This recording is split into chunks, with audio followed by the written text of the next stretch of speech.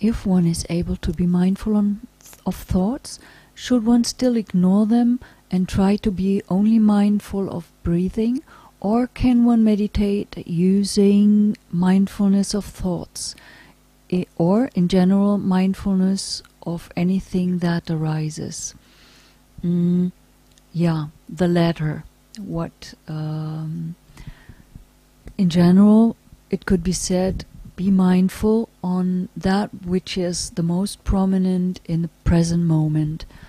When the breath is the most prominent, then on the breath. If there is anything else, if there is thinking going on, of course, say thinking, and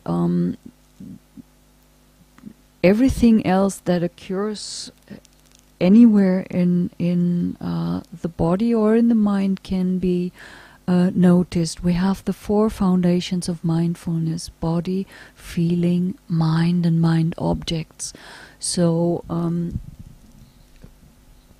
there is nothing wrong to note mindfulness of thoughts, or to be mindful of breathing.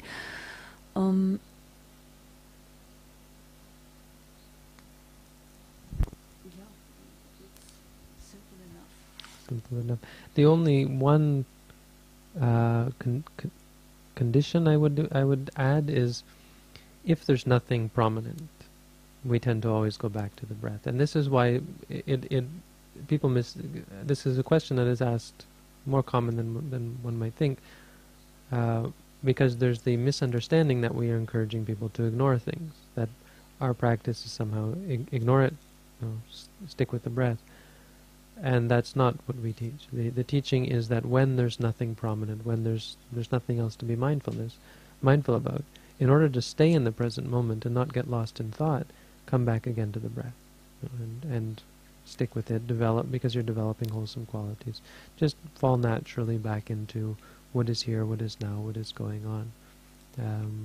Because it's a good exercise, it's something that is prominent, something that is obvious, something that, as I've said before, it can have incredible results in terms of teaching you about impermanent suffering and non-self.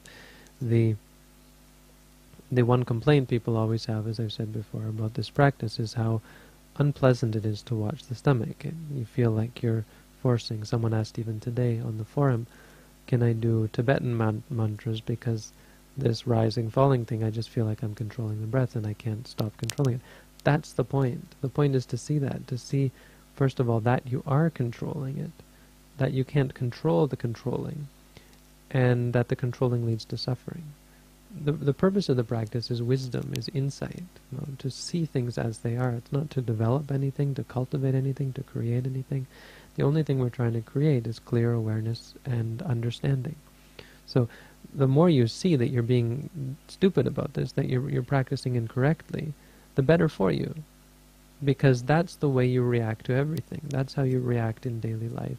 That's how you react to any experience. So, gotten totally off track here, but interesting anyway. The stomach is a very useful object for this. It allows you to see these things quite clearly.